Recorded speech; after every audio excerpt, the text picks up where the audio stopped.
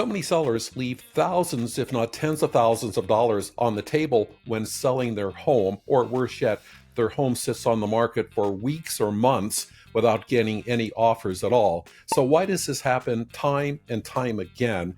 Well, it's because the sellers don't know that there is a science and art to selling a home so that it sells quickly and for the most amount of money possible, especially in a shifting market like most of the country is experiencing now.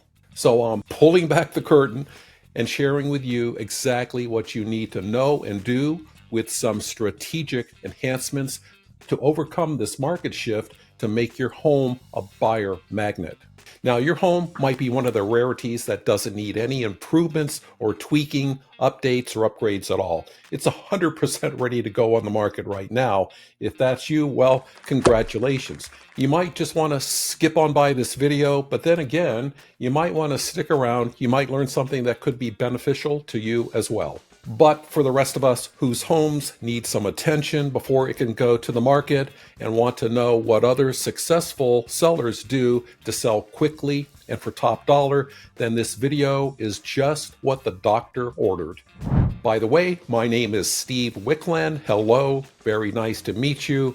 I am an Ann Arbor, Metro Detroit real estate professional and builder with about 40 plus years of experience in home marketing, building, home improvements, renovations, flipping, and land development. There's not much I haven't seen or done in the real estate business, and I am super passionate about sharing tactical, practical advice and strategies based on my decades of experience with my clients and viewers so they'll have a successful and profitable outcome when it comes to their real estate objectives. Now, as I mentioned, the market has definitely shifted from a hot seller's market to more of a balanced or buyer's market in many areas of the country. So the days of a seller putting their home on the market at some really outrageous price and making minimal, if any, improvements and sitting back and watching the offers roll in are pretty much gone for the most part. Sorry to break the news to you guys. Now, there's still some areas where homes are selling really quickly. Some are even getting multiple bids still. But on the whole, because of the slowing economy, the sticky inflation issue, and high mortgage rates that have been around forever, it seems like, a lot more buyers are cautious and more selective than ever when it comes to their home purchases. As a matter of fact, many buyers are just sitting on the sidelines to see how things play out in the real estate market. So things have definitely changed when it comes to selling your home. So what does this all mean to you as a seller in today's market? Well, it means you have to present your home to these more cautious, discerning buyers as being the best home choice possible for them. Plus, there's also a lot more competition you'll have to deal with now than in the past 5+ years. Inventory levels are ticking up not only with other private sellers like yourself, but with builders that are offering some pretty amazing buyer incentives. Suffice it to say, in today's new real estate environment, you have a lot of competition, all competing for a much smaller buyer pool. I like to use the beauty pageant analogy where all the homes for sale are the contestants, your competition, and the buyers are the judges. So you want to make sure you beat the competition and are the winning contestant. By the way, I put together a very comprehensive report going over everything you need to do to get your home market ready. If you'd like a copy of this report, just put your email address in the comment section below and I'll send it right out. And as a sidebar, I wanted to mention this. There are some sellers out there that really need to sell, but they just don't have the funds to cover the cost of the improvements I will be discussing throughout this video. And I get that. And that's nothing to be ashamed of, believe me. Their situation is that they just need to sell their home as is and ASAP. Now, this is perfectly understandable. If that's the case, this video probably isn't for you. But there may be some other options and strategies I would love to discuss with you. Feel free to reach out to me anytime. So, what are the practical and tactical steps that you need to take to turn your home into a buyer magnet? Well, let's get into them right now. One of the first things I would highly suggest you do prior to listing is to get a pre-home inspection done on your home. The reason for doing a pre-home inspection is that it will identify all the problems and defects with your home. And newsflash, all homes have problems and defects. Some you already know about, and others you may have no clue that they exist. I've seen so many deals crash and burn because of some items and issues that came up from the home buyer's home inspection. And the buyer walks, and they have every legal right to do so. And what a bummer that would be. You've got a great offer, everything's looking great, and wham! The buyer finds something on the home inspection and they bail. Meaning you've got to start the process all over again. Doing a pre-home inspection is crucial because it gives you the opportunity to get these defects fixed so they won't come up and bite you when the buyer does their home inspection. And remember this, there are no good surprises when it comes to real estate. So doing a pre-home inspection will hopefully eliminate any surprises from coming up when the buyer does their inspection, which could be fatal to your deal. Decluttering and depersonalization. Have you ever walked into somebody's home or place of business and everything's a mess? It looks like a bomb went off. There's stuff everywhere. Everything's disorganized and messy. I don't know about you, but it kind of gives me an uneasy feeling, and I can't wait to get out of a place like that. And I'm not alone feeling that way. Well, that's the same feeling a buyer is going to get if they walk into your house and it's a disorganized, chaotic mess. And remember, first impressions matter. If your home doesn't make that great first impression with a buyer, then it's pretty much game over. Once that initial impression is set, good or bad, it's almost impossible to change it. That's why getting everything decluttered and organized is one of the most important things you can do to get your home ready to put on the market. You want people to walk into your home and go, wow, this place looks so neat and tidy and organized. And I know this sounds kind of weird, but you want people to look around and ask, I wonder if the seller is still living here. If they're thinking that, good job, mission accomplished. Now, I know it's a lot of work to organize and declutter, but you're going to have to do it sooner or later when you move anyway, right? So why not do it now? Boxing all these little knickknacks and stuff up now will make your eventual move a whole lot easier. Plus, it'll make your home look a whole lot more inviting to the buyers that are walking through it, which is what we're shooting for.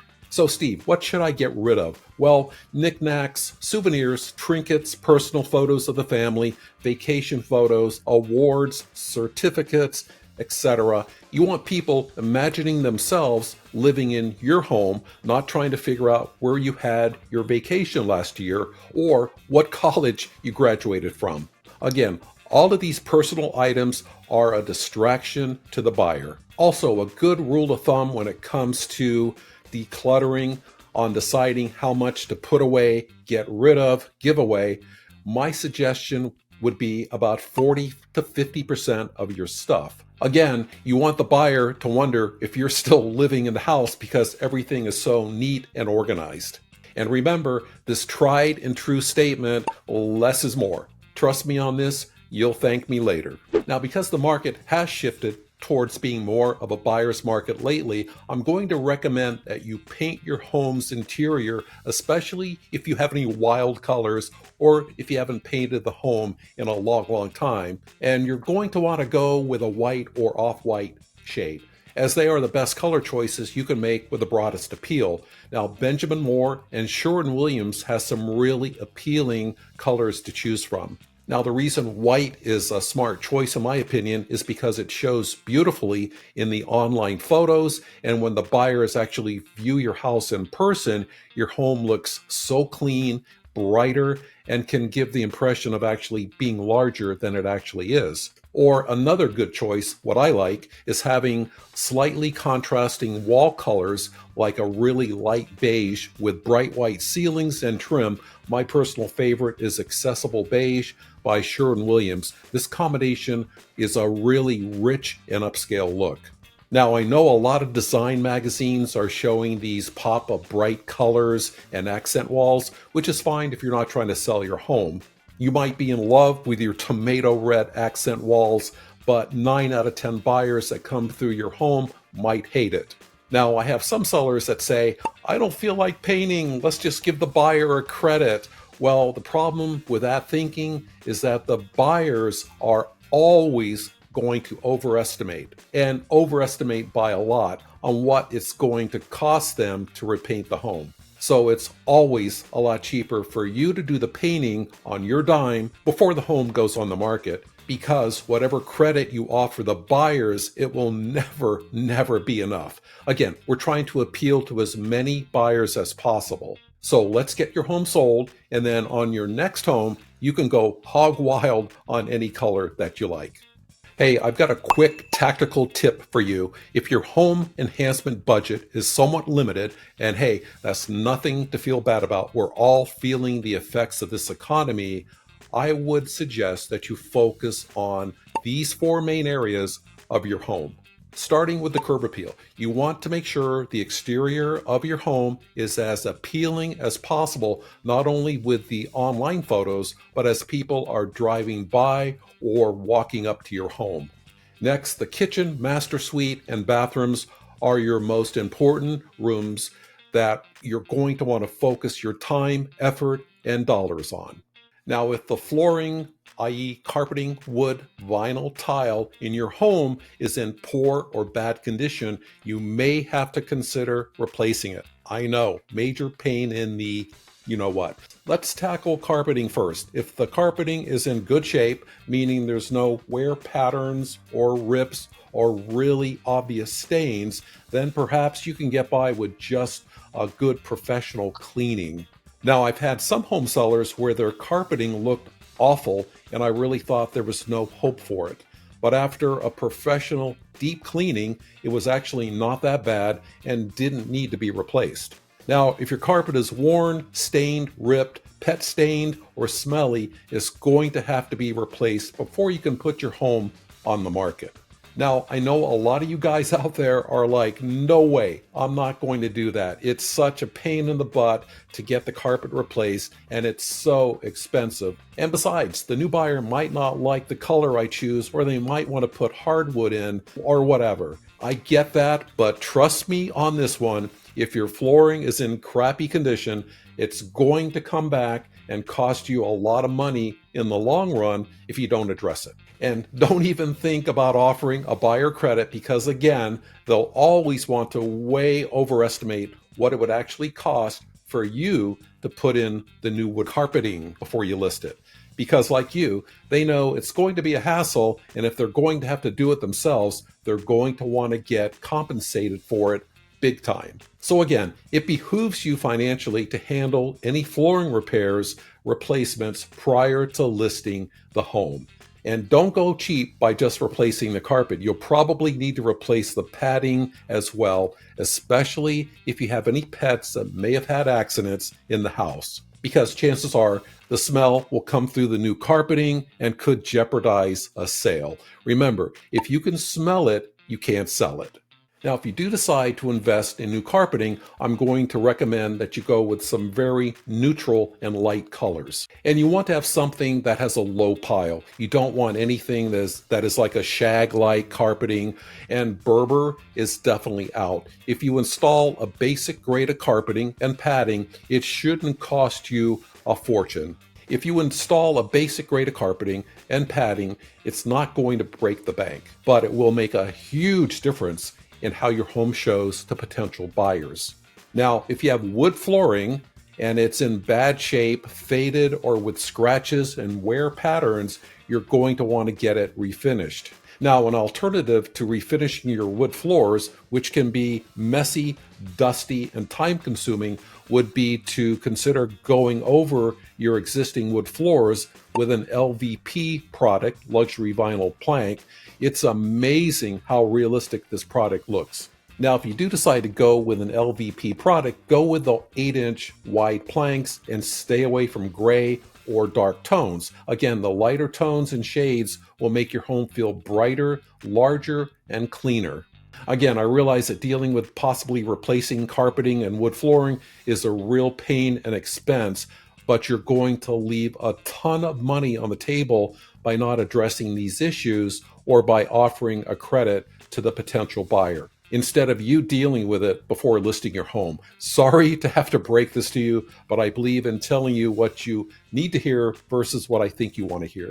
Now, another huge factor in getting your home show ready is that it has to be clean as a whistle. We're talking deep cleaning. It's got to sparkle. I can't emphasize how crucial having a clean and pristine house is for it to create that warm and fuzzy feeling in the buyer's mind. I can share with you numerous instances where I've walked into a home with a buyer client and the house was so messy and dirty, it turned them right off, even though the home itself had a lot of great features otherwise. But the fact that their first impression, there's that pesky little first impression again, of the home was that it was messy and not clean, and that was all that it took for this buyer to cross it off their list. Fortunately, deep cleaning a house doesn't have to be very expensive, especially if you do the work yourself. But if you're not really into cleaning, or if you're not a detail-oriented person or an anal person like I am, then you want to hire it out to a professional cleaner. And even if you hire it out, the costs are relatively minimal, but it will pay off big time. Now, another thing we have to talk about are unfinished projects. A big deal killer for buyers is when they walk into a house and there are unfinished projects everywhere they look. I see this a lot when I'm showing homes to potential buyers. Let me tell you, it's a real turnoff for them. I was showing some houses last week, and one of the houses had a bathroom project that was under construction. It maybe was about 95% done. Then another home had a kitchen project that was still missing some trim and outlet covers. It was a big turnoff for these buyers. I wish I could say that this is a unique situation, but it's not. Unbelievably, I see this more often than not. So if you have any unfinished projects, get them done before you list your home. Now, another big turnoff for buyers is a home that is really dated. You know what I mean? The pickled whitewash cabinets that were all the rage in the early 1990s, or the super dark espresso colored cabinets, Formica countertops, almost anything with an oak finish, pink or blue ceramic tile in the bathrooms, that popcorn ceiling texture, which was very popular in the 80s. Oh yeah, I hate to admit it, but I actually had this in my first house. It took me forever to take that crap off. What a mess. Old and sad looking appliances, even if everything is in great condition. I've walked into some homes that were built in the 60s that were completely original, and they were in great condition. But today's buyers don't want to buy dated homes, and if they do buy a dated home, they're going to discount the price drastically because they know they're going to have to deal with the arduous process of updating it. And this goes for the exterior curb appeal of your home as well, which we'll talk about in a minute. Now, I realize undating a home can get expensive, but you really don't have much of a choice, because if you leave it as is, number one, your house probably won't sell, or number two, you're going to get some really ridiculously lowball offers. So let's talk about curb appeal. What your home looks like to a buyer as they're driving up is almost as important as what the interior of your home looks like when they walk through the front door. Because if your home looks really bad, dated, shabby from the outside, well, they're gonna just keep on trucking right past your home. You want to make your home as inviting as possible to the buyer as they're driving up to it, and especially when they're walking up to your front door. You want them to be excited about your house. And pumping up your curb appeal shouldn't be too expensive. Things like removing dead shrubs and plants or dead trees really make a huge difference. And adding new mulch to the flower beds is a fairly inexpensive thing to do too. Just don't use any red colored mulch or crazy looking lava stones. Go with the dark brown shredded mulch. Now, if your walkway going up to your front door is dirty and grungy, you need to break out the power washer. And if your front door is faded or dented or looks really bad, you may need to replace it or at least repaint it. And while you're at it, it wouldn't hurt to replace your front door hardware, i.e. your lock set, especially if it's faded and pitted. Any wood trim or columns should be hit with a fresh coat of paint as well. And don't forget your exterior lights. If they're looking like they've seen better days, you should replace them as well. Luckily, you can get some really nice lights from any of the big box home improvement stores that aren't that expensive. And of course, this goes without saying, if there's any cobwebs, dirt, grime, anywhere that's visible to the buyer, it's got to go. And if it's lawn mowing season, make sure your lawn is kept and the walks and drives are edged as well. Also, what I would do, if you have an asphalt driveway, a blacktop driveway, and it hasn't been seal coated in a while, you're going to want to have this done prior to photographs and listing your home. It's amazing how seal coating an asphalt driveway, even if it's a very old one, like the one I have, can make it look almost new again. Now, you're probably thinking, wow, this Steve guy is super anal. Well, you'd be right about that. But having worked with hundreds of buyers over the years, I know what turns them on, and more importantly, I know what turns them off. Now, a lot of my sellers are asking me if they should stage their house, and my answer is always, well, it depends. If they currently have really nice furnishings and accessories and the home shows well and has a very inviting feel to it, then I would say no staging is really necessary. Maybe a little rearranging of some items. Now, if the home is vacant, I'm going to lean more towards recommending that they do some staging. Now, hiring a stager can be very expensive, so you might just want to stage certain rooms like the great room, master suite, kitchen area, etc.